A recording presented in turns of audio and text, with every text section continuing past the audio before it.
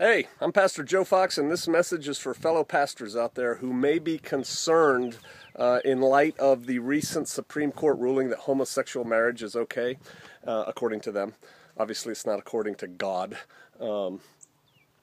And who also may be concerned that you'll be forced to conduct, homosexual marriages. This is what talk radio is saying, right? And so I'm sure this buzz is going around the pastornet a little bit. No, it's not true. People say, well, if you don't do it, you'll lose your 501c3. And other people are like, yes, you shouldn't be that anyway. I have no problem with 501c3 pastors per se. I used to be one. I'm not anymore. Doesn't matter. It's all up to you and how you deliver the word of God, right? So here's the deal. When I became pastor of a small country church, a little white church with a steeple out in the country, the previous pastor used to marry people there.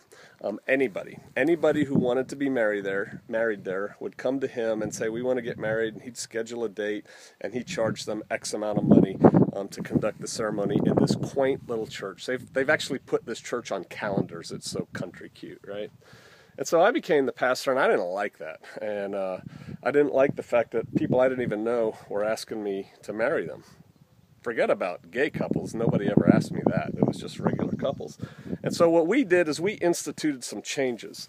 And the first thing we did is we actually put it into the bylaws. And so I recommend this for you. Try it if you're concerned about it.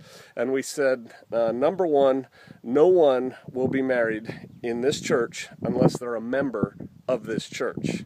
Now, to become a member of our church was a long, drawn-out process. It took 6 weeks.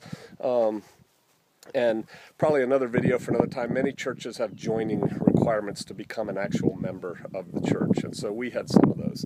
And then, once you were a member, if you wanted to marry in that church, you had to come to counseling with me, marital counseling.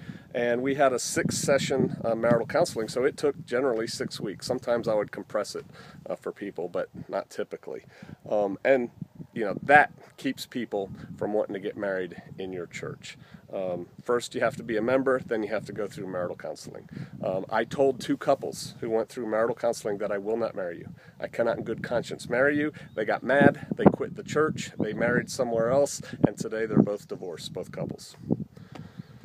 So there, something to put in your kit bag, something to kick around, think about.